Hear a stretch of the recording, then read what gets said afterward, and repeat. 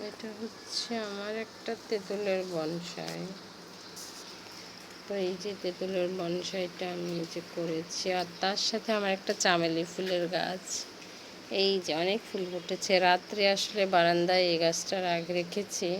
বারান্দা থেকে খুব সুন্দর গন্ধ আমার হচ্ছে বেডরুমে যায়। আর আমি যখন বারান্দায় এসে বসি তখন এই ফুলের গন্ধটা একদম আমি সরাসরি পাই। খুবই ভালো লাগে, একদম ন্যাচারাল এই ফুল, খুবই ঘ্রাণ। আর গন্ধরাজ ফুল যেটা এর থেকে বড় হয় গন্ধরাজটা, ও খুব হচ্ছে ঘ্রাণ দেয়। মগো চড়াই পাখিরা আসছে বাইরে, আসলে বাতাস হচ্ছে। কিরে বাবা আয়, এখানে এসে বস।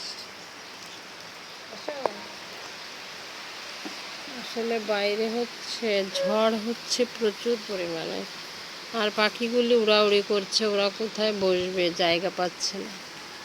তো ঢাকাতে এই যে এক আঙ্কেলের জায়গা পড়ে আছে, উনি হচ্ছে সবজি কলা এগুলো করেছে, বেগুন ঢেঁড়স এগুলো করেছে। ঢেঁড়সটা খুবই উপকারী, অনেক ঢেঁড়সটা আসলে ক্যালসিয়াম বৃদ্ধি করে শরীরের। তো হচ্ছে মাশাল্লাহ আমার খুব পায়ে ব্যথা হচ্ছিল, আমি কিন্তু কিছু ঢেঁড়স নিয়ে এসে অল্প ভাজি করে খেয়েছি, তো আমার বেশ কাজ দিয়েছে।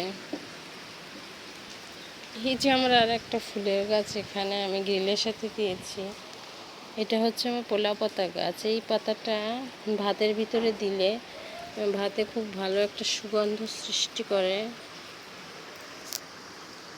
তো আপনারা যারা পুরাতন চাল মাঝে মধ্যে বাজার থেকে নিয়ে আসে ধরনের একটা গাছ যদি রাখেন ব্যালকনিতে, একটা করে পাতা ছিঁড়ে ভাতের ভিতর দিয়ে রান্না করবেন, দেখবেন খুব সুন্দর সুগন্ধ বের হবে ভাত থেকে।